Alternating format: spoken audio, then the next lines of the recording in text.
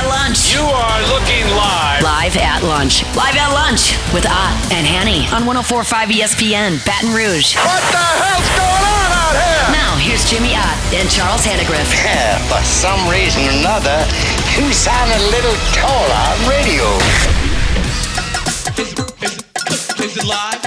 Is it live? Is it live? From the original Walk-Ons, Burbank at Nicholson, welcome to the Thursday edition of Live at Lunch, 104.5 ESPN Baton Rouge. Charles Hannegriff along with Jimmy Ott. Max Gotro back from his working vacation. Jordan Kitchen's back in his studio. Colucci with us. Matt Humans with us today from Las Vegas. LSU baseball right across the street at the box tonight, Thursday, Friday, Saturday series against Alabama. LSU gymnastics tonight in the national semifinals from Fort Worth. Jimmy, good morning. Yes, indeed. This is a place to be, man. LSU Bama coming in.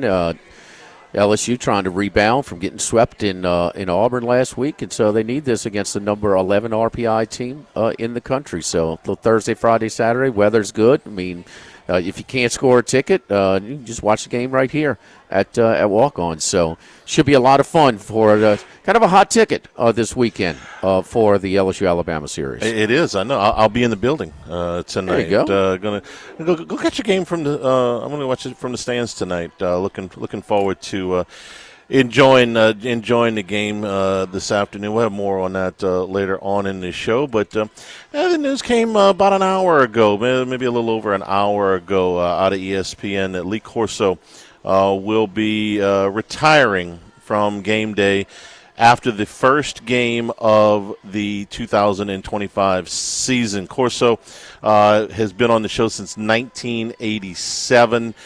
He turns 90 at the beginning of August, and he'll have his final game. They haven't announced the location yet, but I say with a lot of confidence that it's either going to be in Columbus or when Ohio State plays Texas, or in Tallahassee, which is, of course, where Corso went to school at Florida State. When they play Alabama. Those are the two choices first week. We'll get to that. He'll make that decision somewhere down the line. But Corso's been a staple, as much of a Mr. College football as you can get. The headgear segment, the pick segment has, kind of become appointment viewing for college football fans. He's been doing that since 1995. And, of course, that includes a lot of trips here to Baton Rouge. I was a little bit surprised that, the team he's picked the most has been Ohio State, and Alabama's been number 2. But LSU's number 3 of the teams that he has picked the most time, 25 times. Who's 1 and 2? Ohio State's 1 and Alabama's 2. But LSU is number 3. He's picked the Tigers 25 times over the years. There's been times where I want to say it was the 2002 season that he picked LSU preseason to win the national championship, and he was a year off. What year? I think it was 2002 that he picked them before the season started. Oh, really? And of course, that was the year that Matt Mock after they won hurt. the Sugar Bowl. They had won the Sugar Bowl the year before, and Matt Mock had come in the SEC championship game, and he was getting ready to take over the starter. And LSU, truthfully, was 6-1 when Mock got hurt at Florida. So they were starting to play really well. They went to the Swamp and just blew Florida out. But Mock's injury kind of stunted the rest of that season. But got it right the next year. I understand what most people will think of when they think of Lee Corso. They'll think of the joy, the excitement, the enthusiasm, the headgear picks, dressing up all kind of different ways over the years, dressing up as the Leprechaun or Benjamin Franklin, or it was a lot of fun. But, I posted this a little while ago. When I met Lee Corso for the first time, Gordy and I were still doing the game day, the Eagle pregame from the ramps of the PMAC. So we were set up when they came here. I want to say this was 2003 in the national championship year. We were set up maybe 30, 40 yards away from them, and we asked Corso to come over and do a segment before they started. And he was very gracious and came in. But when we went over to get him, these stacks and stacks and stacks of notes and all of the prep that he had done. And when he sat down, you kind of warming up to it a little bit. You said, Coach, how do you get ready for these games? Did you go out to Rufino's last night with the rest of the crew? Nope. I study. I get in, and as soon as we're done with our production meetings, I go back to the room. I read my notes over and over again. I talk with our producers about what we're going to do. I get in bed for probably 8 o'clock on Friday, and he was nothing but business. So it's important, I think, to remember that not only was the guy a great entertainer, but for a long time on that show, he was the football guy. He's a coach through and through, and he prepared for that show the same way. He told us that. He said, I prepared for the show the same way I prepared for games. Of course, in recent years, Corso's health has not always been the best. He had a stroke back in 2009. They had greatly reduced the amount of time that he was on the show in the last few years. He's pretty much done the first segment, the last segment, and maybe one in between. Right. And we understand, coaches, he's going to be 90, and it's probably time for him to retire. But I'll miss it, Jimmy. Game day was all, and Lord knows I've done enough pregame shows in my time, but this was the gold standard, and Corso was the heart and soul of college game day. Well, you've got a coach represented on the panel now that's pretty respected in Saban. Although some of the hypocrisy of some of his statements are just laughable, but still he's highly respected and he's into it as well. Yep. He's prepared. So you have the ex-football coach, and the headgear thing. That's something that never got old. I mean, it really did. I mean, the shelf life for people to look forward to that is just. It never got old. It's as simple. Okay, just put on a headset. It's gotten goofy, but he's got these goofy little waves. But the other thing too, Charlie, man, my man was sharp dresser. Yeah, deep into. My man came dressed to kill every time. I mean, really. When you get up in age, I mean, sometimes that slips, and that's he took some pride in his content, and he took some pride in his appearance. But the thing about that is, I mean, it went from the ex-football coach to kind of like, okay, sort of the comedy relief guy, a little bit. And we want to remember him for, all of the great things that he brought, because certainly game day is evolving, for better or for worse. We've got our criticisms and our constructive criticisms and things we like and things that we don't really like. But we want to have more positive memories on one of the most. We love college football. It's our favorite. We love sports. We've been doing this over 30 years, both of us. And the one that really gets our blood going is college football. With all of the problems that we got going on in college football and different opinions, things. If you don't know anything and you just turn on the TV on Saturday, you don't know college football's got any problems because it's on. And them to just capture that on-site atmosphere, it's a win. And you had plenty of programming discussions with the people at ESPN. Is the thing that they don't really touch, and he was such a big part of that. And let him go out with some dignity. Yeah, and he will. I think this will be a huge celebration for they've week made one. Concessions. They've made concessions. Yeah. This is cool. One last hurrah. I got to think they're going to be at the Horseshoe, Texas, Ohio State. I mean, I think so too. Come on. I mean, but he went to Florida State, and it's Alabama, Florida State, so I'm going to give that a chance. It's so bad. I know. I mean, if it was Florida State, 10 years ago, different story. Yeah. But I think it'll be the shoe as well. That would be and I don't think he wants to compromise. I thought it was really cool that he lasted this long, that he got that trip to the place he coached. Keep in mind, when they opened up that West Upper Deck, it used to just be the LSU Oval. The first game that LSU played was against Indiana and Lee Corso. I was at that game. I think it was a 24-14 game, if I'm not, it's 76, 77, something like that. Yeah. So he's, but to see some of the old players and them talk about some of the memories they had of Indiana, and Indiana's success is mild, their history, but to have them be excited because they were undefeated and they were playing a big game, I'm glad he got to experience that. But Herb Street's been with him every step of the way. He's been supportive. He'll finish his sentences when he gets stuck. But it's maybe a little overdue. But let's get out while you still have some good memories, some dignity. I think it'll be. By the way, LSU lost that game back. It's 24-21. My bad. Yeah, okay. I had forgotten that they lost that game. The season didn't start back then until September the 17th. Can you believe that? So, two more things about it. You talked about the gold standard, how the ESPN doesn't touch it. ESPN, from its origins in 1979, has had its more than its fair share of controversies inside that building and on that campus. And they wrote a book about, I'm going to say they published this book about 10, 12, 15 years ago called These Guys Have All the Fun. And it's a really, really well done. It's a long book. It's about 1,000 pages of the how ESPN was built, how they forced the originator of it out, Getty Oil and the whole deal.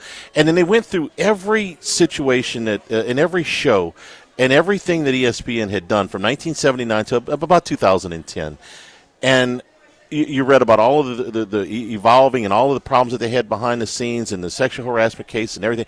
And when they got to the chapter, wasn't even really a chapter, on College Game Day, they did like 2 pages on it, 2.5 pages, because there was no controversy. Right. It was like, this is the gold standard. This is what ESPN wishes everything on its air was College Game Day.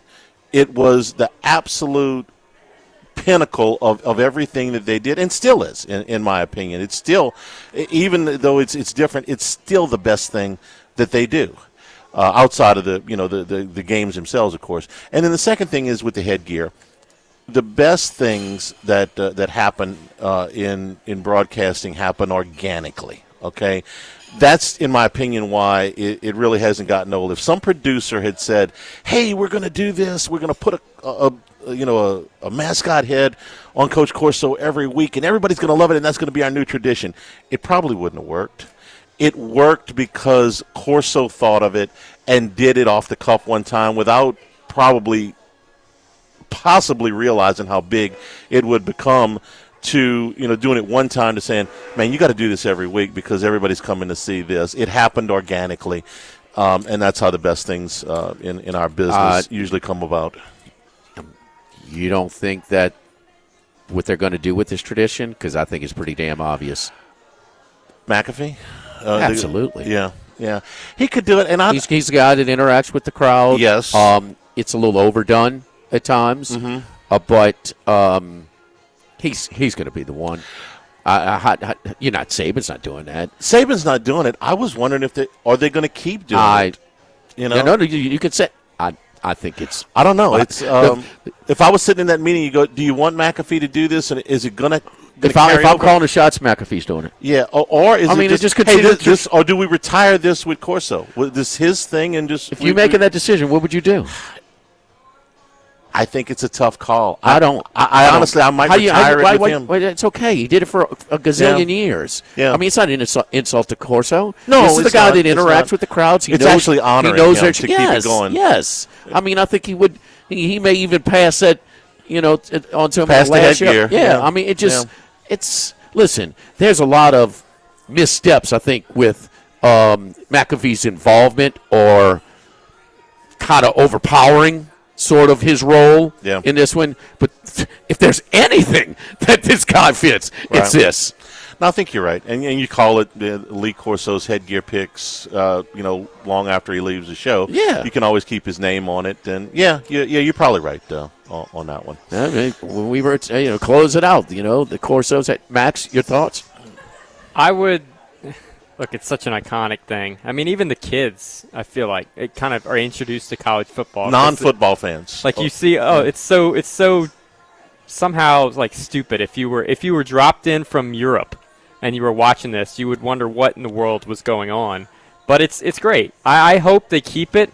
Part of me thinks that they won't, that they will retire it with Corso. But I would love for them to keep it as long as Corso's, I guess, cool with it, because I do think that's kind of part of it is they want to keep his honor and keep him going, even if they're kind of. How is she going to close out the show?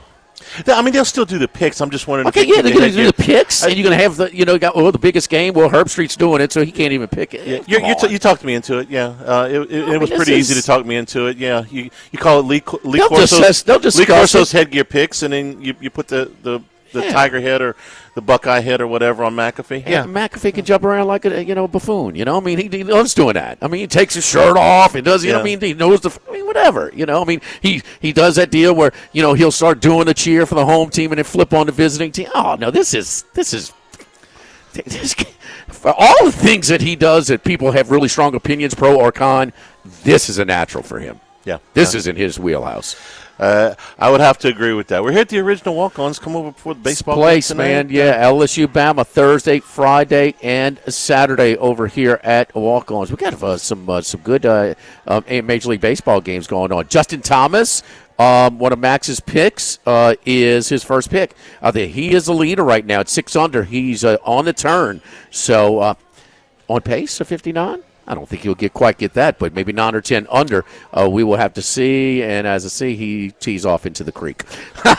So, he's close. Right, he's close. I mean, the broadcaster's jinx. So we got things. And they get the ESPN Plus. They get if you want to watch the golf, you want to watch Major League Baseball. They have the package over here. And of course, every LSU baseball game and other SEC games are on over here. Ask your bartenders.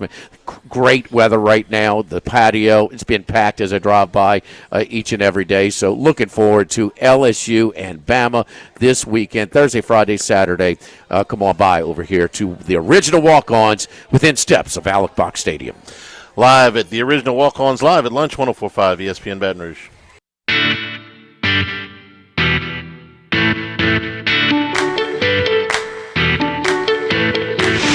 Live at Lunch with Ott and Hanny from the original walk-ons on Burbank on 104.5 ESPN Baton Rouge. Also brought to you by the Thibodaux Store, 900 St. Patrick Highway in Thibodaux. And, of course, online it's doitbest.com/Thibodaux Store. Getting your property in shape here as we get into the spring a little bit more. Get all of your garden tools, all of your planters, your seeders, your potting soils, any of your garden tools, hoses, wheelbarrows, wagons.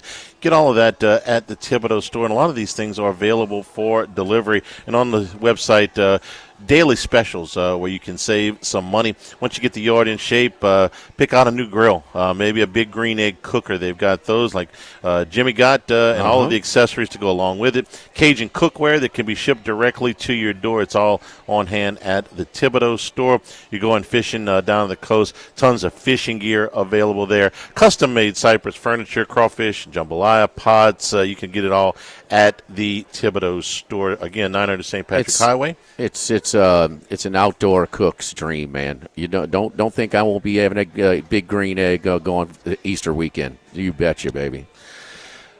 LSU tonight against Alabama, 7 o'clock start. It's been a rough go for Alabama in the last two series openers. They were beaten by the run rule both times, 13-3 to Mississippi State last week and 10-0 at Auburn the week before that. Because of that, and also because this is a Thursday, Friday, Saturday series, they are changing their starting pitcher. They're going to go with Tyler Fay tonight, who is basically an opener. He made his first start last week against Mississippi State. He went 3 1/3 innings. Everything before that was 2 or 1 inning stints. So I wouldn't expect to see him very long in this game. Probably one time through the order, maybe a time and a half through the order. LSU will go with Cade Anderson, who pitched great 2 weeks ago with a complete game shutout. I thought he pitched better than his line indicated last week, but he'll get the ball for LSU. And the other thing, of course, is that LSU has the best 1-2 punch out of the bullpen in the entire Southeastern Conference. They have Zach Cowan and Kason Evans both ready to go in multi-inning spots. So LSU a 240 favorite is at Holden tonight. They should be the favorite tonight by a pretty significant margin, I would say, given the pitching matchup. More shenanigans out of Alabama when they come here with this rotation, huh? Does anybody check in with the Great American Ballpark? Just obviously. Sure. The way that Zane Adams had gotten roughed up the last 2 weeks, they moved him from first game to the third game. He'll pitch on Saturday against Chase Shores. But, Alabama started off really hot. They went to A&M and swept the series, which got everybody's attention because at that point A&M was still in the top 3 in the country. Well, I say the top 3 in the country. They had been a preseason number 1 in some polls. They had lost some non-conference games, but they were still thought of as, a team that was going to be right there in the thick of things. And when Alabama went there and swept them, it got everybody's attention. Since then, it's been a much rougher go. They lost a series against Tennessee. No shame there. Tennessee's really good. Then they won the series at Oklahoma, but the last 2 weeks it's been rough. They've lost both series. They lost at Auburn and they lost at home against Mississippi State. And like I said, those Friday night games, those game ones of the series, have really gotten a little bit out of hand. So we'll see. We'll see what LSU does tonight. They came out of it a little bit in the game against McNeese. They juggled up at the top of the order. They just shuffle the deck. Try something different when you kind of slumping. It worked, but McNeese was through 9 pitchers on Tuesday night. So this will be a tougher test, obviously. Well, I mean, Bama's the number 11 RPI team, kind of coming back to reality a little bit, losing their last 2 series, but might have been a blessing in disguise for that coach to get run off. This guy's better, Yeah. I mean, to have a top 15 RPI, they weren't close to that, when he was there. So, he's been he can be a little bit of a scene. He was actually fined and suspended for basically umpire abuse. Early, I think very early in the conference season. I think it was in the Tennessee series. Yeah, it was very, very early. I think it was one of the series before. No, it was the Tennessee series. Yeah, they won that first game and then lost the next 2 at home for that one. But Charlie, geez, I mean, you got advantage starting pitching, you got advantage on bullpen. I mean, at home. I mean, this is one LSU's got to have tonight. Yeah, and they got to have this series. It gets a lot harder after this. You got Tennessee coming up. You got Arkansas in 3 weeks, and then looking at it. I was looking at some of the regional projections this morning. They've got LSU just outside the top 8. They got them at number 9 right now. You're going to have a very heavy SEC presence. So you may have some teams that are right there around 8 or 9, might not necessarily get a top 8. So you need this one. And for LSU in the second half of the season, you want to win this series at home. You got those 2 really, really tough series. South Carolina not very good at the end of the slate. You probably be able to go and take a series there. A&M's a wild card. I don't know if A&M has turned a corner, or if the early season slump has gotten behind them, or if they're really good. They've won 5 in a row. 3 of them were against South Carolina, but 2 of them were at Tennessee. I think it's a real interesting game tonight for A&M at Arkansas. I think it's a game that they can win. It's one of the picks we did on the podcast this morning. Yep. But I'm not certain of it. Baum's a really tough place to play, so we'll see if A&M's hot bats continue. They've been red hot. Max, Charlie's picks. Tell them where to find it. Three picks for tonight's SEC slate. Yeah, of course, it's part of the Sports Bettor's Paradise podcast, but now you can look for it on the College Sports Rush, Spotify, Apple Podcasts, wherever you get your podcasts. Look up College Sports Rush. Jimmy and Charlie giving their best bets. That's already out. And then later today on the College Sports Rush YouTube channel, you'll also find video with some graphics and stuff of the college baseball plays for tonight. Don't forget our friends over at Legacy Title. Buying, building, refinancing, nobody chooses but you. Choose Chad Reynolds, the Legacy Title, 296-0060. Full-service title company servicing all of South Louisiana. Fast, friendly, professional service is what you get when you dial 296-0060. Ashley Bonham Donald, Mariana Broussard Haynes, Adrian Reescalata, Michael Platt, Natalie, and Bradford Smith. Buying, building, refinancing, nobody chooses but you. Choose Chad Reynolds, a Legacy Title. Live at the original Walk-Ons, live at lunch, 104.5 ESPN Baton Rouge.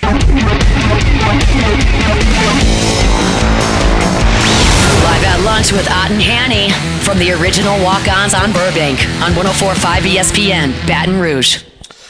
Today's show also brought to you in part by Coastal Capital Advisors, your full-service financial planners, because when it comes to retirement, no two situations are alike.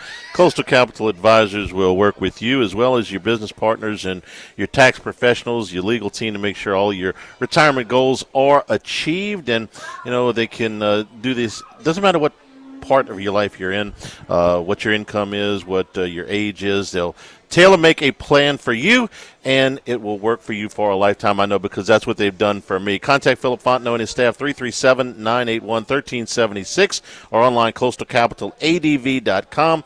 Advisory services provided by New Age Advisors. Member FINRA, SIPC. Hit it, Jordan. It's time. It's now Colucci time. Dwayne Colucci is back to give his best picks on 104.5 ESPN Baton Rouge. All right, the Colucci man, and it's, time of the year. Derby is a couple of weeks away. We snuck into bluegrass. The weather couldn't stop us there. What is it? The Santa Anita champ is going to be highly thought of, but it's also the last night of the regular season in the NHL, and the playoffs start on Saturday. Colucci, anything in tonight's card that you're looking for? Maybe a little bit of a spot here? Yeah, it's kind of tough. I mean, the game was going to mean a lot, Jimmy, to Columbus, but the Montreal Canadiens came through and were able to beat Carolina last night. So all the playoff games are pretty much solidified. You got to look at teams like Calgary tonight just because of the fact that the Kings definitely don't want to have any injuries to their roster, getting ready for a big series. Same thing with the Red Wings, against the Maple Leafs. The playoff teams are definitely going to rest their players, and Carolina did that last night, and it played right into Montreal's favor. So, it's definitely a weird scenario now, guys. You want to look forward to the playoffs, the series, what's going on, and go from there, because it just becomes too difficult to handicap the last night of the regular season when there's nothing on the line, and you have so many, backup goaltenders, guys being brought up from different leagues and so forth. So, you saw that play out last night with the Hurricanes. They had 5 players sit, including Sebastian Aho, Stahl, all their key players. I mean, granted, Kochetkov was between the pipes, but Montreal got the job done after some scary moments for the fans in Montreal. That was definitely, everybody on the edge of their seat. They should have solidified that a week ago. And now they somewhat come stumbling into the playoffs as opposed to riding high. They had won 6 in a row, then they lost 3 in a row, then they won last night. So, still winning 7 out of 10. You laugh and say they're stumbling into the playoffs, but they have a lot to rectify because they were playing at such a high level going into these final 4 games, and to have to win on the final game of the season, including a loss to Chicago, was just, it was kind of perplexing. Whereas on the other hand, Jimmy, the Vegas Golden Knights are rolling. I mean, this team is monstrous. Look at them right now. And I didn't think they were capable with this roster, but guys like Dvorak, just can't say enough. And the only thing I'll say about the Golden Knights, they need that good goaltending play, guys, to keep it going and keep the momentum. But they're flying under the radar, and like I said, if you're shopping outside of Vegas, you could get some good odds to win the Stanley Cup on this team, as opposed to here where our ticket count is massive and everybody with $5 bet them to win the Stanley Cup. Kaluch, so the Western Conference, the top 2 picks, Dallas and Colorado, are playing each other in the first round. That not only that, but they're the first choice, Dallas at plus 700, and tied for second choice, Colorado with Florida at plus 800 to win the whole thing. They're playing in the first round of the playoffs. How does this happen, and is this being criticized? Well, no. This is the landscape of the NHL, and any team could be beaten on any given night. That's what I constantly say about that. This is where you look at these teams, and they're so evenly matched that it's just like, how do you really justify betting against one or the other? You know what I'm saying? It's what's great about the NHL playoffs. You don't scrutinize this because all the matchups, in my opinion, are definitely going to be difficult. Look at the first round matchups. I mean, St. Louis had won about 15 out of 20 coming down the stretch. Let's keep that in mind. So, they're another team that's hot. NHL is, it's definitely about, I would say, street when you're handicapping, as well as hot goaltenders and so forth. So I would throw all of that out the window and look at how the Dallas Stars are playing, guys. Who is making the odds down there in your neck of the woods? Dallas has lost like 10 in a row, guys. How could they be 7-1? There's no value there. Colorado is going to beat this team just because of the fact that they're not limping into the playoffs. They're like clawing, basically holding on to a cliff going into the playoffs. And I believe Colorado, with their firepower, with McKinnon healthy, with Cale McCarr, the best defenseman in the NHL, will beat this team. I love them in this series. I don't think Dallas has any value to win the Stanley Cup. Even if they come out of this series, it's going to be such a long haul. I mean, look at that game. They left the arena last night after a 5-1 dejected loss to the Predators. Before that, 6-4 to the Red Wings. Lose 5-3 to Utah. Lose 4-0 to Winnipeg. Lose to Canucks 6-5. And you have to go way back. I mean, I can't even find their list. I'm looking on the schedule. They beat the Kraken on March 31st. So you're talking about a team now that for 2.5 weeks has been losing, and I don't get upset at that. They just fell into the position where Colorado got hot. They got cold. They couldn't now finish Winnipeg, and now you have this great first-round series. And like I said, all the first-round series are great. Jets and Blues.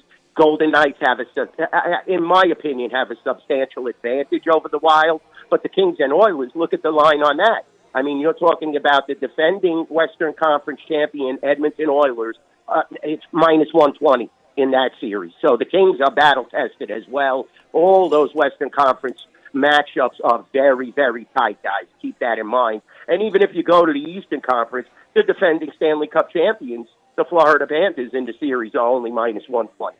So this is how the NHL is, Jimmy, and this is what makes it the best playoff sport in the world, because you're not going to see odds like the Golden State Warriors being a favorite against the 2 seed like in the NBA, where I think that's a joke, too. I think the Rockets are going to beat them. So NHL is a lot different, guys. I mean, Charlie, think about that. So to Dwayne's point, so Dallas, and this is from the local shop here at the Queen, a DraftKings outlet, they're +700, the favorite to win it all, but there's 10 teams between +700 and +1,200. So, I mean, it is jumbled, there's no doubt. But tell me, the Colorado, so Dallas is the higher seed. Dallas is hosting Colorado. They have home ice advantage. They're underdog in the first round. They're the favorite to win this whole thing. What? That is unheard of. That's unheard of. I mean, my gosh. The futures market, you know what it is? It's the futures market, guys. And, you know, you guys understand it. You guys cover this every day. There was so much money bet on Dallas when they were really playing at a high level that's why their odds for the Stanley Cup are set.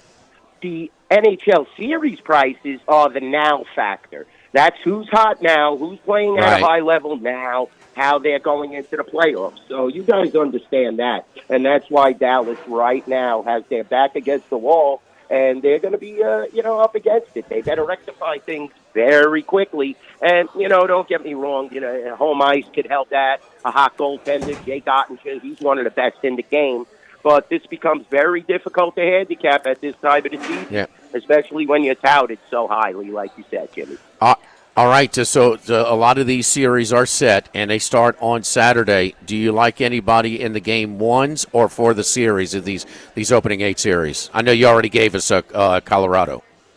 Yeah, definitely. Colorado on Saturday is definitely a go-to factor. Also, they haven't really announced the schedule for Sunday, but I know the Vegas Golden Knights are playing at 12 o'clock at T-Mobile Arena Easter Sunday. That's going to be off-the-hook crowd right there. I think it's going to be very difficult for Minnesota to come in, but I've seen this Wild team play some great games here at T-Mobile over the past 3-4 seasons, so anything is possible. But we do not have the times yet for the Sunday games, unfortunately. I would even take a shot, though, guys. You're seeing under 2-1 on the Winnipeg Jets. So the Blues are alive. I would take the Blues in that 3 o'clock game on Saturday. Probably take the 150, 155 in that range and run with it. I'm not sold on Winnipeg yet, even though they played very good the last 2 weeks of the season. They dominated the Vegas Golden Knights with a backup goaltender the last time they played here at T-Mobile, if that's any measuring stick. They won the President's Trophy, but that's always a jinx to me, guys. The President's Trophy, I think you got to go back to the Chicago Blackhawks for the last team that won, winning the overall regular season title, Jimmy. So That's a definite weight on your neck, without a doubt. The Montreal series is going to be tough. Real quick, Dwayne. Yeah. Nice price on St. Louis Saturday, coming back plus 150 at Winnipeg. Yeah, go ahead. Yes, and Colorado, definitely. I would definitely take those two. Like I was saying, the Montreal series, they're pretty low. So the Canadians, maybe if they could get things together like they were 2 weeks ago, they have a shot against the Capitals. Don't sell the devil short, even though they're playing without their best player, Jack Hughes. 250 is a lot to take in a series. I would definitely look at a plus there. The Hurricanes, they've been overvalued all season, guys. They've been one of those teams that they're just set way, way too high. Oilers, Kings, toss-up. I mean, all these series are very difficult. I'm going to text you guys some of my picks for Sunday and the remainders of the schedule because we don't have anything set, guys. Only those first two games, unfortunately. And like I said tonight, look at the Flames, look at the Red Wings, look at the teams that, they just missed the playoffs, but they still feel good about themselves. And they're playing teams that have to stick, guys. Very good. How are you guys doing the draft? Are you fooling with it at all? No, we didn't fool with it last year. We're not going to fool with it this year. Chris, it's a market here when you're a brick and mortar guys. We don't have all the handle, and you just start to get, I hate to say it, crushed by a lot of these, sharper bettors that are watching every maneuver that these kids are making from the combine up until now. So, Chris may have a few, how many quarterbacks will be drafted in the first round and so forth, but we haven't put up anything concrete as of yet. Just looking forward to all these playoff matchups. We got tons of props on the NBA playing games. That's been just a fabulous handle. Everybody's looking forward to the NBA playoffs, and everybody in Las Vegas is geared up for the NHL playoffs and the Vegas Golden Knights. So we have so much handle and focus on that, guys. Right. I'll definitely let you guys know as soon as we have draft props. I put out the sheet on my X account and all that. So we'll definitely have something. But Chris is, he's very leery, as I am, with this NFL draft. We don't like to expose ourselves. All right, so 14 of the 16 slots are set for the NBA. They're just trying to get those 8 seeds left. But any significant action as of late, always a Lakers town, but any other action? OKC, you guys have any liability on them, or is it all Lakers? Yeah, definitely I'm looking right now, guys. But OKC was a focal point in the market. I mean, they played so well this year, guys. So, you definitely have to keep your eye on that. They're a top team. To win the NBA championship, the Celtics, we don't have liability, but they're only got plus 180. Our big liability, as you said, Mr. Odd, I'm looking right at the screen there. Los Angeles Lakers, the Golden State Warriors, same old same. And even my Houston Rockets, small liability, but people were smart to jump on them. Houston Rockets definitely have a good team. They're so well coached. And it's just a matter of time before they start to really get things going. I'm looking at Sunday. They're a 1.5-point favorite against the Warriors, yet I believe the Warriors opened up the favorite in that series. Minus 175 at the Rampart in South Point. I'll take the Rockets all day. And there's still some value, at 50-1 for them to win the title. We do have a little liability on them, but like I said, the mass liability do land on the Lakers, Warriors, and even a little here on, I'm noticing the Clippers as well. So we'll see how this all plays out. It's West Coast action, guys. West Coast action. Clippers and Nuggets, straight pick. Yeah, Lakers almost $2 favorites, even though the T-Wolves have home court advantage. And Max, what do you think about the Warriors? I mean, they're going with the more established team. Here you go, the million-dollar question. What happens in the regular season? How much translates to the postseason? Charlie, the two biggest teams, the Rockets out the West and the Cavaliers in the East. Yeah, the Cavs have won the second most games in the NBA this year, and you're getting 5-1 on them. I understand that the playoff experience may not be what it is for some of these other teams, but it was not flukish. They didn't go on a 2-week run. For the last 5 months, they've been the best team in the Eastern Conference, and you're getting a really nice number on them. Yeah, no doubt about it. Yep.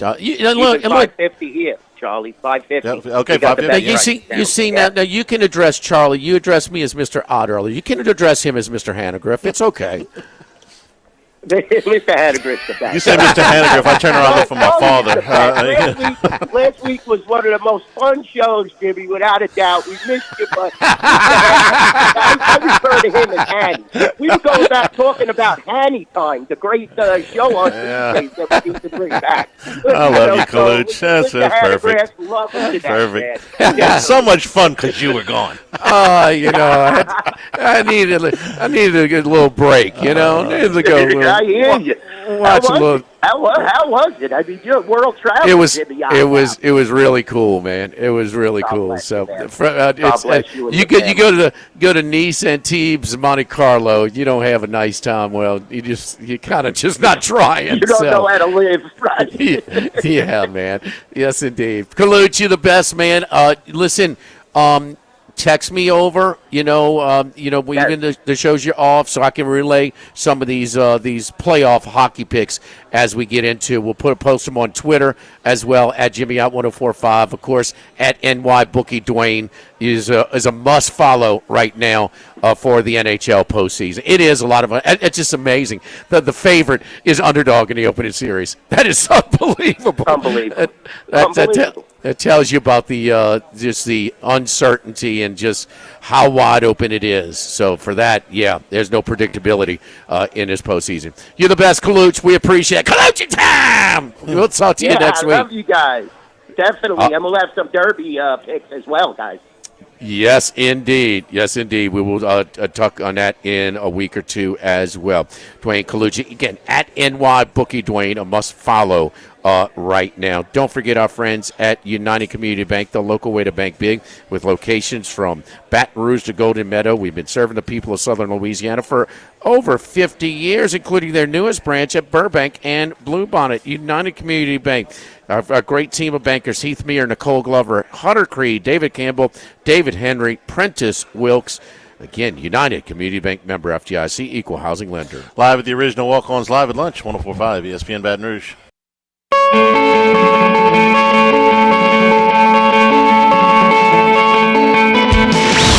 at Lunch with Ott and Hanny from the original Walk-Ons on Burbank on 104.5 ESPN Baton Rouge. Show's available on demand, 1045ESPN.com, as well as LouisianaSports.net. You try to learn something every day. You wake up. I think I learned today that the Southeastern Conference sponsors equestrian.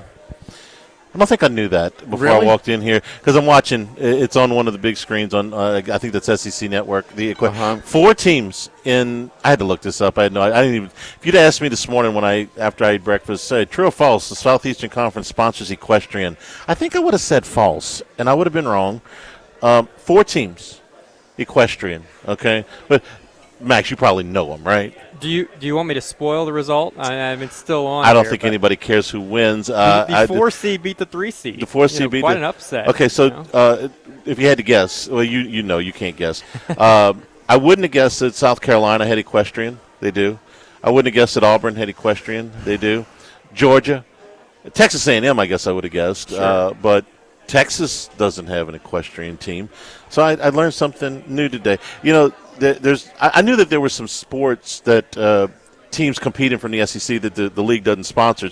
Oklahoma has a men's gymnastics team, for instance. Really? Missouri and Oklahoma have wrestling teams. Kentucky and South Carolina play men's soccer, and Kentucky has a rifle team, co-ed rifle team. Texas has A&M has a meat judging. Team, I believe. Something like that. You got to protect your whiskey in Kentucky, boy. So learn how to shoot. Consider today's lesson is closed. Hour number 2, straight ahead from Walk-Ons, 104.5 ESPN Baton Rouge.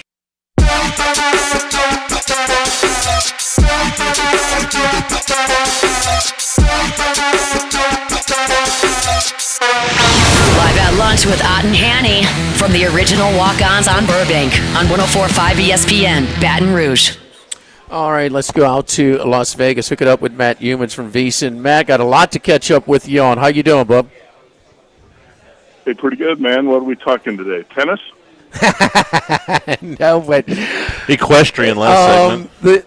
My worst March Madness, for the whole tournament ever for me. So it got pretty good. Did okay, late, but boy, one thing that it was a pet peeve of mine. How I came back, Matt, you play basketball. I played basketball. I used to officiate basketball in high school after I get off of work. And, I'm talking about middle school on. Everybody had an inbounds play. I mean, they just, you set a pick or you run a play or you do. I mean, the head inbounds plays. I've seen so many games this year blown because they couldn't get the inbounds pass in. So, your thoughts on Duke blowing that lead against Houston? Yeah, Kelvin Sampson ran a pretty nice inbounds pass against Purdue. Other than that, I can't remember too many. I think missed free throws bothered me as much as anything. Turnovers against full court pressure, missed free throws. It would have been a great tournament for me if Duke had won the thing. Of course, Duke did not. Duke blew a 14-point lead under 10 minutes to go, and still turned out okay for me. But as kind of turned the page. The Masters was wild. It was a wild ride. Dr. Haney last week had Justin Rose at 125-1. Oh, and I turned that into a profitable ticket, obviously, and the playoffs helped tremendously as far as that went. But that's the way it goes, man. You come up short with a lot of these futures plays. Sometimes you just got to find a way to turn a profit on them, right? Duke 12-1, Justin Rose 125-1. You got to find a way to make the best of it. And I know you do that a lot, Jimmy. So that's the way it's been the last couple of weeks. It's been good. It has not been great. Yeah, you talked about, and the playoff gives you such a long break because we are behind watching the TV to the actual action. There's no doubt about that. The best price that I could find was minus 140 on McElroy to hedge going into. Yep. That's what you had as well. Yep. But and you the talk 140 about gives you a chance. I had Rory plus 330 on Friday night, but the 140 into the playoffs gives you a chance to hedge it again, right? And I didn't want to hedge too much because I felt like when Rory blew that putt, he didn't know where his mind was going to be. Yeah. And could he bounce back? How resilient was he going to be? Was he going to be able to, gather himself and win the playoff? Because Justin Rose at that point had the momentum. You know what? Rose hit a hell of a shot. In fact, the thing I think hit about a foot from the cup. He was unfortunate that it ran about 12 feet by the hole. And Rory got lucky. It was one of the best shots of his career. His stayed 2 feet from the hole. And he had a tap in. If Rory had a 5-foot putt, he probably would have blown that too. But it's just one of those things, a little bit random, the way that thing worked out. But when you go into the golf playoff, then it gives you a second chance to hedge, and that's what really turned out well for me. But that was a wild tournament last week. I really think I don't want to be hyperbolic. Let's say a top 3 Masters, at least the final round, that I think I've seen the last 30 years. Was one of the more memorable. I mean, it required some. I think Jim Nance said Rory hit 3 shots of a lifetime in the final round, but because he's mixing in these double bogeys, I mean he's making. I mean it was the lead changes, or just, but. It was more, and I think golf is a big winner because they finally have, really flourished, really provided some highly entertaining programming without Tiger Woods, and Tiger's done. We can debate, and it's just a matter of how much he's impacted the game. And listen, with golf status right now, the state of where they are, they need his impact off the course as much as anybody. So I just think that maybe you got more players, maybe whatever it is, you got some stars, man. And imagine if they all played together. I know. In spite of having these guys split and basically the live guys in obscurity. Yeah, and you watch some of the live guys have fallen off the map. Look at Brooks Koepka. He's not even competitive last week. Phil Mickelson missed the cut. Some of those guys just off the radar. Then John Rahm has totally lost the edge. You could call Rombo's just not what he was. The one guy who I think is really likable on the LIV Tour has really transformed his image is obviously Bryson DeChambeau. There were a lot of people who hated him 3 years ago and now love him, or at least like him. And, I'm probably in that group. I used to think DeChambeau was really annoying, and now I kind of like the guy. Of course, it helped that I won a bet on him to win the U.S. Open last summer. Okay, all right, because you'd be calling him a phony if you didn't cash a ticket on him. It's a little over the top with his act, man. Come on, It is, but I think there is some of it's real, and I think he has become more likable. I thought he was so annoying 2 or 3 years ago, and he has rehabbed his image a little bit. I think, it's not fake when he's walking through the crowds and he's slapping hands with people and talking with the fans, and what he did last year when he hugged that was a girl in the wheelchair or whatever in the middle of the round. A lot of these players walk through and won't even acknowledge the fans and just act like they're not there. I think DeChambeau actually has done a good job of interacting with fans. And as far as Tiger goes, you talk about kind of a fall from grace, and we could talk for a long time about why his body's broken down with all these injuries, and there's reasons behind that. But he poses with that Donald Trump Jr.'s ex-wife, and puts a photo up on Instagram saying it's love.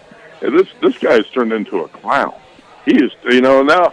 He's never going to win again. He's never going to win a golf tournament again, unless it's a seniors tournament, something like that down the road. But he needs to just be an ambassador for the game.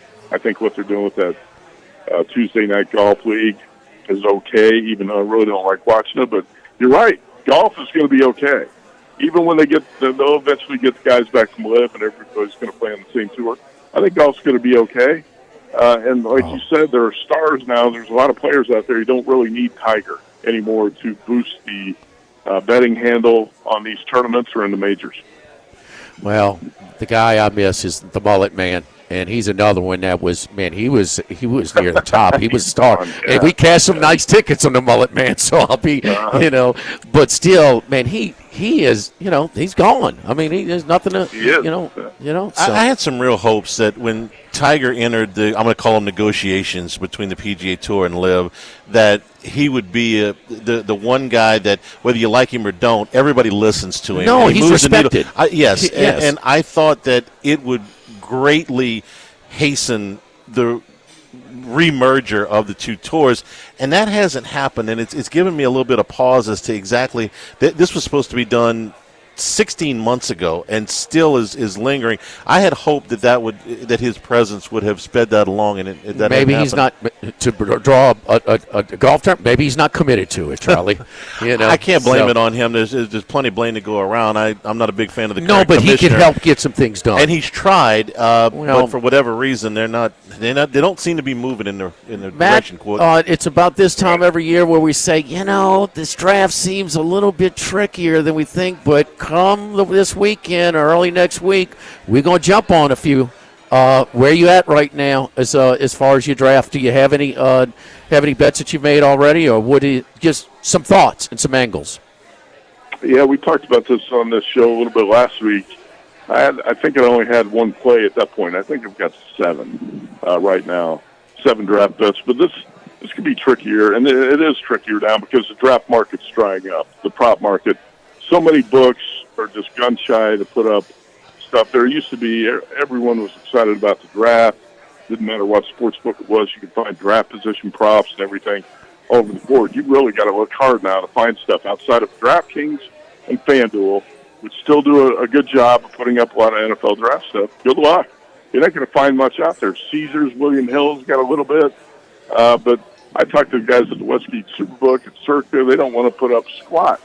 And so it is going to be tougher this year. I tell you, I bet Jackson Dart draft position under 24.5. Darts, let's see, I made another bet on Dart. So Dart to be the second quarterback selected, behind Cam Ward, obviously, at plus 200. I bet Matthew Golden from Texas to be the first wide receiver selected at plus 200. Let's see, I've got Ashton Genty to go to the Raiders at minus 150. And Shador Sanders to go to the Steelers at plus 550. And let's see, we got Matthew Golden under 17.5 on a draft prop. Forgot about that. Under 17.5. Paul Stone said he found that. And that was up at DraftKings. I think there's a good chance Golden's going to go to the Cowboys at number 12. And I do think he's going to be the first wide receiver off the board. We talked about this last week. I don't know if the Saints are in love with Jackson Dart or not, but it sure looks like they don't like Shador Sanders. So I think I've liked Jackson Dart a lot the last couple of years. I know he had a poor game against Kentucky, last season, but the whole Ole Miss football team had a bad day, and Lane Kiffin had a bad day. So, every quarterback prospect you look at is going to have at least one bad, maybe more, bad game on tape that you could point out as flaws. Remember how bad Caleb Williams was for USC when they got beat up at Notre Dame? There are so many things you can talk about with these quarterbacks. I think Dart is probably the second best quarterback in this draft. Hopefully he's the second best off the board. That's the way I've bet it. What Dart bet? Because you went through them pretty fast. What did you have Dart under? Or what was the bet? Under 24.5. So under 24.5. Okay. Okay. Yeah. Under 24.5. And Dart to be the second quarterback off the board at 2-1 odds. Well, I'm just going to give you a little advice. Tread carefully if you're trying to predict what the Saints are going to do. Okay, with that, that is a complete mess down in New Orleans. It puts you well inside of the Steelers pick, though. If Sanders comes off the board in the top 10, the next team that really wants a quarterback is Pittsburgh, and you got a little bit of slack in the rope there with Pittsburgh at 21. So, speaking of Paul Stone, he won your college hoops contest. He's got what's the date for the Cabana party? First week of the college football season. I believe is it August 30th? Okay, Labor Day weekend? Yeah. Yeah. We're going to have that Saturday. I don't know if you guys are coming back out to Vegas, but I'm trying to set that up for him at Stadium Swim, the Paul Stone Cabana party. I believe it's going to be that first Saturday of college football right around August 30th. Yeah. That sounds like a party. That sounds like a party to me. So, yes, indeed. So I want to see the girls come out with the PAUL, with the big signs with the food spraying everywhere and stuff.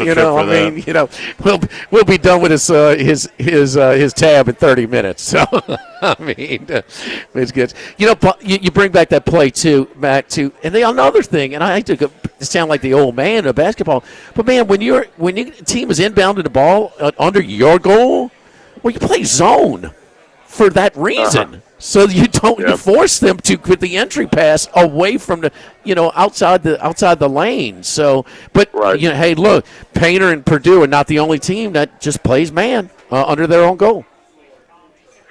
Well, that's one thing. Some coaches are stubborn about that. They always play man, and Matt Painter is one of those coaches. You just can't get away from man, and it burned him because they got crossed up there.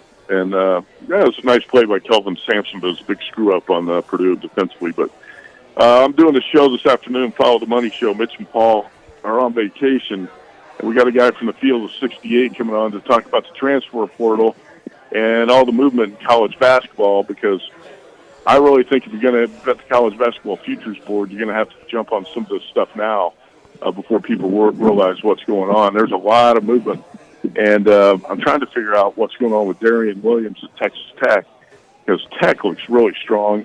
That 30-1 is not going to hang out there. There's a 30-1 at a couple spots. St. John's at 20-1.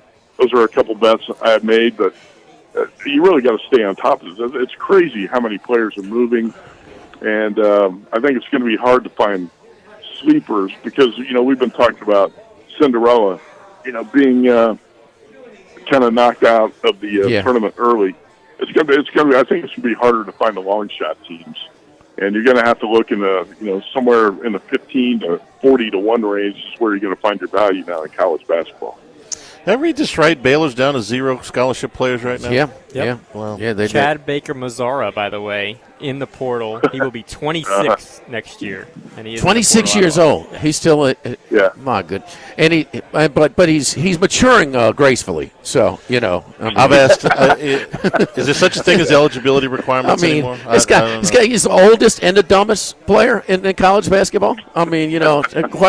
Quite an accomplishment. But speaking of Texas Tech, in a loss, sometimes in a loss, I thought he coached the pants off of Golden, man. Florida, the two guys just make 4 straight threes, and some tough shots too. I thought it was you turn. They missed 2 front ends of 1 and 1. One guy's an 84% free throw shooter who missed one. it's just a bad luck. Like all of a sudden, all that work to build that lead is gone in a minute span. But I was it's nothing that he did. No breakdowns on the bench in his coaching management. No, absolute breakdown there by Texas Tech in terms of the free throw shooting. You know, a couple turnovers, missed front ends and one-on-ones. That can't happen. But the coaching job by Grant McCaslin was outstanding to put his team in that position. And then his players on the floor just broke down at the end. And like you said, Florida hits 4 straight threes. Think about that, too, how close Florida was being knocked out that day. Should have been knocked out that day. And then goes on to win the tournament. And then you got Duke up 14, blows the game. Probably should have won the championship. Duke didn't make it to the championship game. Auburn really faded down the stretch. Part of it was John Abrams' injury, but look at the three-point shooting for that team in the loss in the Final Four. And then you think about Houston, probably should have won the championship game, and then has turnovers on 4 consecutive possessions to blow the game. What kind of a tightrope did Florida walk on the way to winning that championship, right? I don't think it was a great coaching job necessarily by Todd Golden. I think his team got a little bit lucky, and his star players just stepped up and hit big shots, right? Yeah, no question. UConn, Texas Tech, and Houston, all those games, they had some breaks, serious breaks go their way. Yep. But also, they hit some those players hit some clutch shots as well. Mm-hmm. But it reminds me a little bit of Virginia's run. You know, they're pulling. You know, there was about 3 games at Virginia where the Purdue game was one of them. Texas Tech was one of them, and then Auburn. You know, in Virginia's run that year, they won it. So, I mean, and Houston, look, they didn't win it. I kind of canceled them out, but I was wrong. I mean, it was maybe his best chance. Certainly his best chance from here looking back. I don't know if he's going to be in position like he was to win that thing like he was this year. Well, that's the last thing I know about out of time, but the field of 68 and a couple other spots have Houston as a preseason number 1 team for next season. I don't know how you can lose Jamal Shedd off last year's team and all the players Houston's losing this year and still be the preseason number 1. I'm really not quite buying it with Houston. I don't think there's any odds value, but if the books, if they want to make Houston the favorite, I'll be happy to bet some other teams further down the board. I think they may be dependent on some freshmen a little bit, and that's not usually their culture. But from what I understand, they had a really strong recruiting class. So, kid out of New Orleans who transferred out to play for Randy Livingston was one of them. Is a big guy that they got. So, but that's not a program that leans heavily on depends on their freshmen a lot. So. All right, Matt. Next week it'll be on draft day. We can still bet it in Louisiana. So, any opinions, man? Let's get ready, man. I appreciate it. Yeah, if you guys find out what the Saints are doing, please let me know. Okay. you don't expect a call. So, I mean, thank you, Matt. Appreciate it.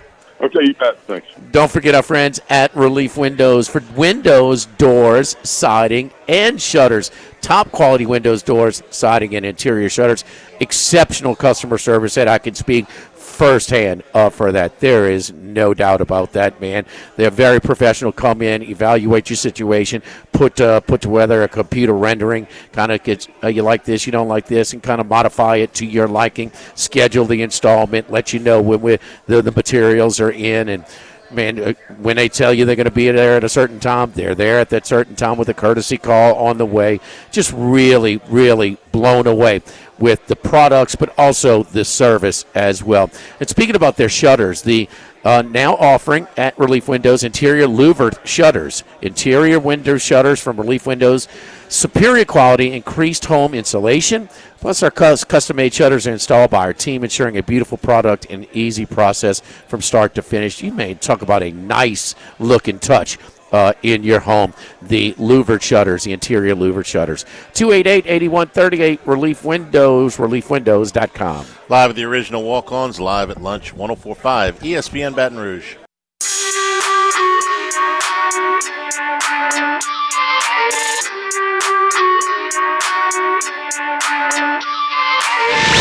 Live at lunch with Ott and Hanny from the original walk-ons on Burbank on 104.5 ESPN Baton Rouge.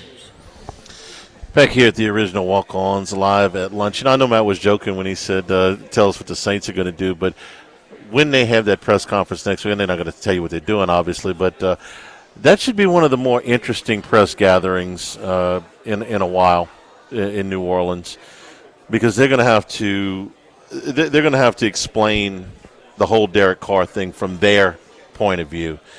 And I'm really curious as to what they're going to say, because it's pretty hard to walk this back after what, the reports that come out. They could deny everything. They could say, no, Derek's, still committed to the organization, although he's not at voluntary workouts, so it's a little bit harder to sell. Where do you think Diana Rossini's getting her information from? Carr's agent, probably.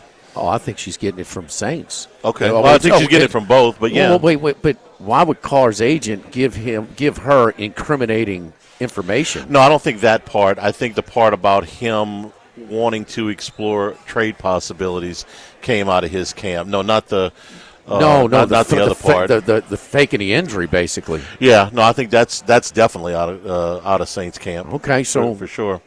I mean, so when you go out, they're going to and we'll just have to see if they publicly admit it. But I mean, it's a little bit of a pissing match. Ain't no doubt. So the first question is going to be, what did you know and when did you know it? How did this affect the contract negotiation? Did he pass a physical? This is an injury from according to her report, this is from 2023. Okay, so. Which means they extended him with that knowledge. Correct. Okay. But they're trying to say that he's not hurt. Right. So is he hurt or is he not hurt? Nobody. All we've seen him is selling cars, on podcasts, and we've seen him on vacation. But they're going to get all of these questions. What is their public stance going to be? And they have to do this next week. The league requires you to have a pre-draft press gathering. I can't wait to see what you're they're expecting. I don't know. That's exactly it. I mean, they got to say something. Is it we love Derek, he's a part of the organization, or is it going to be like what the Dolphins did? Was it yesterday or the day before with Jalen Ramsey? Which is they went out there and said, "Yeah, we're going to trade him. We have to move him. This is not a tenable situation for us anymore." Would the Saints dare come out? The GM initially with the Dolphins said, "No, we don't plan on trading Ramsey." Correct, and then they came back yesterday and said, "Yeah, we got to move him." So do the Saints come out publicly and say, "Yes, we are actively trying to trade Derek Carr," or and if you are, to who and for what? I mean, if you say something like that, you compromise any kind of leverage that you might have. Do you come out and support a Carr, which is going to be incredibly unpopular? I don't know if they care about that, but incredibly unpopular. He's the most unpopular guy in the city right now. It's one of the more intriguing press after conferences. Their draft choice, or no? They got to do something before Thursday. I don't know what day they're going to do it, but they got to say something. The league requires it, and I don't know. I honestly, most of the time, I would say 90%. So Kellen Moore or Mickey Loomis are going to be doing the talking. It's usually Loomis, but they could send Kellen. They don't have to send Loomis. They could send Kellen Moore out there. Smacking his hubba bubba. Yeah, exactly. I would say 90% of the press conferences that I've walked into in my life, I've known pretty much what was going to be. This one, I don't know what they're going to say. I really don't. Oh, I think they're kind of drawing the line that they gave him this deal and thinking that there was no injuries, and they're might be a little skeptical that's where my money's on. They certainly gave him this contract with the idea that he was going to be the starting quarterback in September, and if he's not, and they're paying him anyway, yikes! That's bad. Been a bad look been a bad week. Dylan Cruz just grounded out to short. I mean, it was a bang play. Talk about his tools. I mean, he really got down the line quick. He's 1 for 2 today, so he did single, but it was a sharply hit ball to O'Neal Cruz. Not Cruz, he's playing center field now, but to the Pittsburgh shortstop. So just looks a little bit more comfortable at the plate. These 2 plate appearances today. I hope. We talked about this a little bit earlier in the week when he faced Skeens. In addition to him not getting a lot of hits, he's not getting hardly any walks. He's got 3 walks and 18 strikeouts for the season, and he's only got 7 hits. I'm just saying. I think I hope he's coming. I think it might have a chance of kind of getting out of this funk a little bit. He's too good a hitter to stay down for very to stay at this Charlotte, point for very long. But everybody goes through slumps, sure. No, but he hasn't proven it yet. He's too good of a hitter at the college level. Yeah. But there have been great hitters at the college level that are drafted just as high as him. Yeah. It didn't pan out. No, I think that there's a chance that if this kept up for another week or so, I could see them sending him to AAA for a month, just to get it worked out, get yourself going, regain your confidence, whatever.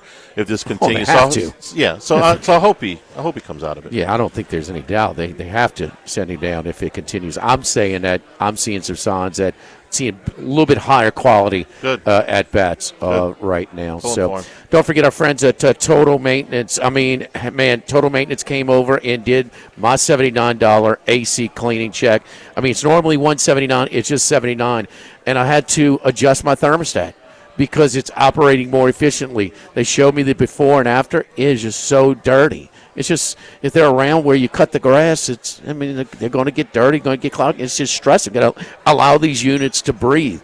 480-1000. Tell them you heard it on 104.5 ESPN Baton Rouge. Mention Charlie, mention me. It's a one-time AC visit. Just cleans it. It's basically a tune-up for your unit. If you don't, your utility bills are higher. It's going to take longer for your home to cool down, and you're risking a more expensive, less convenient repair in the hot summer months when we really stress these units. Tell them you heard it right here on ESPN Radio. It's a one-time AC check, $79 at Total Maintenance, 480-1000. Live at the original Walk-Ons, live at lunch, 104.5 ESPN Baton Rouge.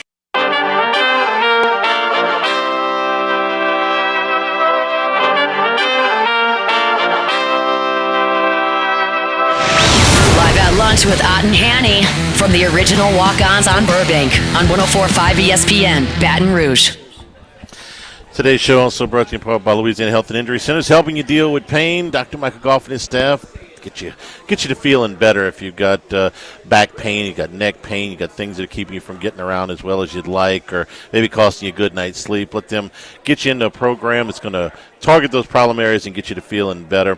Maybe you can get into their exercise or stretching program, get an adjustment, that'll do it. Or maybe it's a dry needle or electric nerve stimulation, cryo or ultrasound therapy. Let them help you out and get you to feeling a little bit better. Airline Highway, Plank Road, Jefferson Highway near Drusilla. Dr. Michael Goff, Louisiana Health and Injury Centers. Jimmy, you're talking about the draft, and Matt, I think, was saying that a lot of these books are just not putting stuff up. They haven't been a big fan of this since it started because they've lost money in a lot of cases. I think three that we talk about are putting out a decent menu. Max, you can tell me, but he mentioned FanDuel and DraftKings, and I think Bet Rivers. Bet Rivers has got a nice menu right now. They offer all of the teams their market. So like their first pick, which I like, we know Harbaugh. What's he going? He's a line of scrimmage coach. I mean, he's going to take Joe Wall. Right. I mean, he's going to take an offensive lineman. He's not under pressure. Tua Tagovailoa. They got to protect him right now. The number, let me get it. But like 650 winning percentage with him, 350 winning percentage without him. Plus Terron Armstead, and Terron Armstead, and he left. So you've got, you've got those teams. It's people in Vegas, and this is something that we've learned since that we have mobile betting options in 8 to 10 of them in Louisiana. That and Max, I think, was sort of his first experience in Vegas. Was like, man, I don't have the betting options I'm used to now. Right. We're sitting in Circa. Circa's a Taj Mahal. Well, you can only bet in-game during the commercial timeouts. Well, you already have the commercial break behind. I mean, Charlie, I'm sprinting to the window, and I'm 50-50 whether I'm not going to get my in-game bet in. It's just their Vegas is used to dealing where they had people going to bet no matter what, and they don't have to offer the menu and some others. The mobile sites have been way more aggressive, and one of their points of aggression is their betting menu. And maybe BetMGM is not maybe as aggressive because they have so many physical properties. Yeah. You know, they have Aria and MGM and Bellagio, you know, all these you know, those brick and mortar places that these mobile sites don't have. What I have noticed is there is, for a week out, there's an awful lot of agreement in the mock drafts and the odds on how these first 8 picks, or at least the first 7 picks, I should say, are going to go. I'm just going to use Bet Rivers' odds for a second. Cam Ward is basically at this point almost off the board. He's minus 10,000. They asked him yesterday who he thought the best receiver in the NFL was. You know what he said?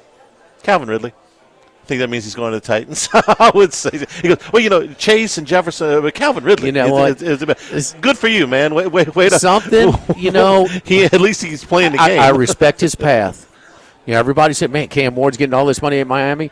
Man, he had one offer. Incarnate Word. Incarnate Word, yeah. He went there and played. He drove to Washington State and won. He came from Washington State. I mean, man, this guy, you don't know what you're getting from game to game. They didn't make the playoff. It wasn't because of their defense. They could have leveled some of that payment out because they had no players on defense. So okay, the first pick. Most years we know who the first pick is going to be, and it's fairly obvious. So that's common.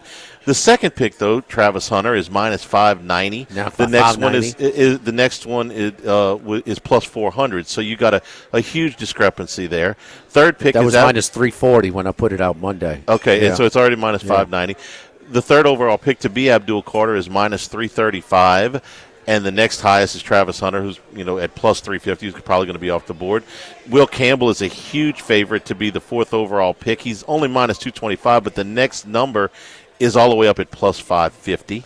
The fifth overall pick. They're not making any qualms and any secrets about their desire for a tackle as well. Right. The fifth overall pick, which belongs to Jacksonville, Mason Graham, the defensive lineman from Michigan, is a huge favorite to be the fifth pick.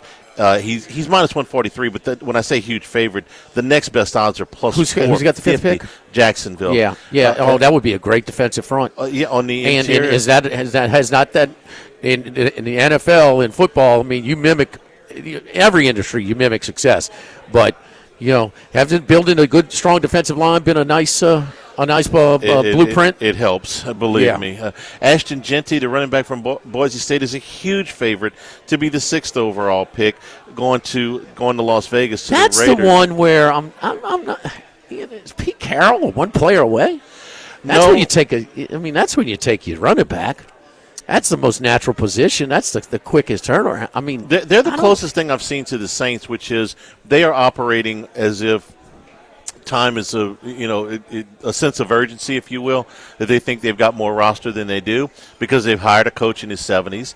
They traded for a quarterback who is in his 30s, mid 30s, and now you're going to draft a running back. They are acting like, hey, we're ready to win now. I don't think they are, but for the draft position, I could see them taking him and making him their Marshawn Lynch. What they did, mimic what they did in Seattle. And then Armand Membu from Missouri is a huge favorite to be the seventh pick at minus 106, and the next highest is plus 300. Now, after you get past that, it shakes up a little bit, I think, in a lot of cases because nobody really knows what the Saints are going to do at number 9. You get a lot of opinions there. There's a couple of things. You can get under 5.5 with Mason Graham for minus 143. That's not terrible.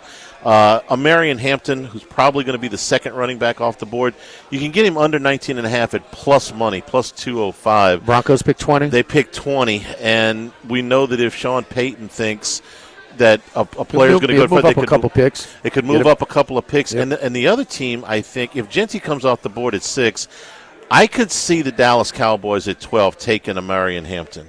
That would not shock me. His stock is improving. Really, over a receiver, huh? I wouldn't make it the favorite, but I couldn't rule it out. I think that there's a case to be made there. I think it's more likely that Matthew Golden is the pick out of Texas, but I can't swear to it. The other one I kind of like is Mike Green, the edge rusher from Marshall, under 17.5. That's minus 132. Well, you watch his film? He explodes. A little explosive. He explodes, man. He's got. There ain't no doubt about that. And if you are convinced that the Saints would take Tyler Warren. I think it's a possibility. I'm certainly not convinced of anything. But if you like the Saints to take Tyler Warren, under 9.5 is plus money at 185, the tight end from Penn State. Are the paying customers as down on the team as we are with the Saints fan base? I've seen nothing but negative comments where Derek Carr is concerned. Oh, I think we know that. That's the dominating thing. I think that when you get closer to season, I think that people want to give Kellen Moore a chance. They would love for him to be the next Sean Payton. I think that they will give him every opportunity. I think they'll give the new players every opportunity. So the one thing that's established, they despise Derek Carr. Yes. So they want a quarterback. Yeah. I mean, you've seen Rattler and Hainer enough. Yes, absolutely. I mean, I guess it's a little unfair because they certainly aren't close to their 20 starts. But no, they just don't. Rattler's 0-6 in the 6 starts that he made. I think he's a journeyman backup quarterback in the league. That's my assessment of him after 6 games. Could he get better? Yeah, but it's a bridge quarterback to me. If they don't take a quarterback in the draft and Derek Carr doesn't play next year, you're looking at something like Carson Wentz or Teddy Bridgewater or for this season. Yeah, I mean they're going to sign because if you stay with Hainer or Rattler, I mean that's the weakest starter in the league. Yes, by a lot, and I'd be fine going with that because it sets you up to draft a quarterback next year, and it doesn't have to be Arch Manning. Okay, there'll be other quarterbacks in next year's draft. I would be fine with that, but that, again, it requires you to acknowledge a little bit of the reset, and I don't know what they're doing. I would hate to see it. Your buddy Rogers was on with McAfee today, right? Very uncommitted. At this point. He's playing golf? He's just, letting this linger on for longer than it needs to be. Shocking, the only ways that they could screw this up more would be to bring Aaron Rodgers in so they could win 6 or 7 games again, pay him a bunch of money, and be right back in the same spot again next year. Or they could trade up for a quarterback. That would be Aaron Rodgers went on McAfee and basically tried to create some, lack of clarity of where his future is? Really? Does he have a contract offer on the table from Pittsburgh? Do we know that? Does he have a deal in place that they're just saying sign it or not? Or is he waiting for the draft to play out? If they do, the Steelers are embarrassed about divulging it. I mean, this guy does not fit that football team, that organization. Whether it's the locker room, the fans, the culture. No. Cam Hayward told you that. He is the worst fit for that. Cam Hayward told you that. A respected veteran in that room, been in that city a long time, said, you want to come? Come on. If you don't, I'm not going to kiss you behind to come here. He's not bad, but he's pretty damn average right now in his career. Rodgers, yeah, he's pretty average. I mean, he's just another guy. What else did he say, Max? He officially, I'll just give his actual quote because he doesn't like getting misquoted by anyone. I'm open to anything and attached to nothing. Retirement could still be a possibility. That sounds like somebody I want in my locker room, man. He's committed. You wonder what the Saints – okay, this guy, what's coming out of his mouth every time. Yeah. And it just – He will – man, he's sure he doesn't want to play wide receiver? Huh? This guy is such a diva, man. My God, drama queen, bro. And Pittsburgh doesn't have a whole lot of options. McShay is reporting that they let Wilson walk, and then they got Fields. They let Fields. Fields is going to. Fields is in with the Jets. Okay. So they don't have a whole lot of attraction because they are a borderline playoff team. Okay, with the right quarterback, they could make the playoffs. It's not like New Orleans and Las Vegas.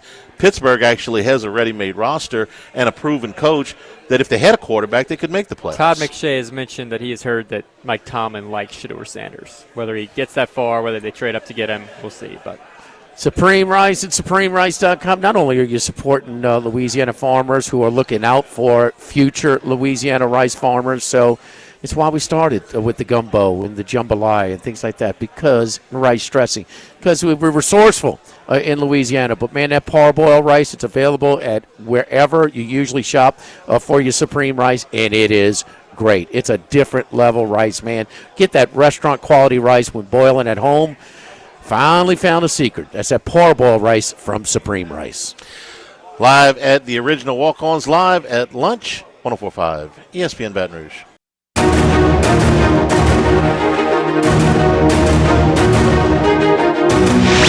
Live at lunch with Ott and Hanny from the original Walk-Ons on Burbank on 104.5 ESPN Baton Rouge.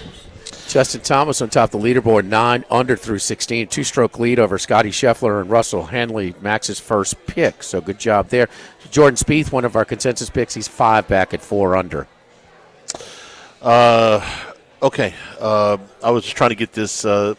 There's an active shooter on the Florida State campus. They've canceled everything, and they've done a shelter in place at Florida State, so they've shut down everything at the university right now. I'm trying to see if there's any update on 6 injured, 1 critically. A man has been arrested now, and the campus is locked down, so keep an eye on that situation at Florida State. Adam Schefter went on Get Up this morning and said that the Saints do not have much interest in Shadur Sanders, and Mel Kiper got on ESPN and said Shadur Sanders and the Saints would be a perfect fit. Who you believe? Or which camp are you? Which camp are you in? I honestly don't think they're going to take him. I think. How did we miss no class with this? With Shadur Sanders' jersey being retired at Colorado. Man, you right before the draft, you're reinforcing the daddy ball that some people are scared about. Yeah. This is all Deion. It's all him.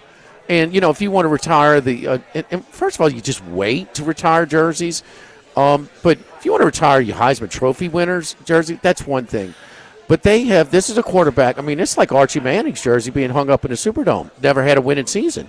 Never had a winning season. They won 10 games in 2 seasons. Was Rashawn Salam's jersey I don't retired? think so.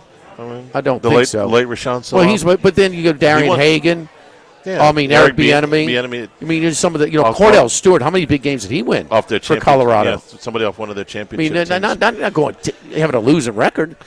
Tomorrow we are at Ruffino's. Until then, thanks to the folks here at Walk-Ons. Come on by before and after LSU baseball all weekend long. For Jimmy Ott, Max Gotro, and Jordan Kitchens back in the studio, I'm Charles Hanniger saying thank you and good afternoon. And stay tuned for Hunt Palmer on 104.5.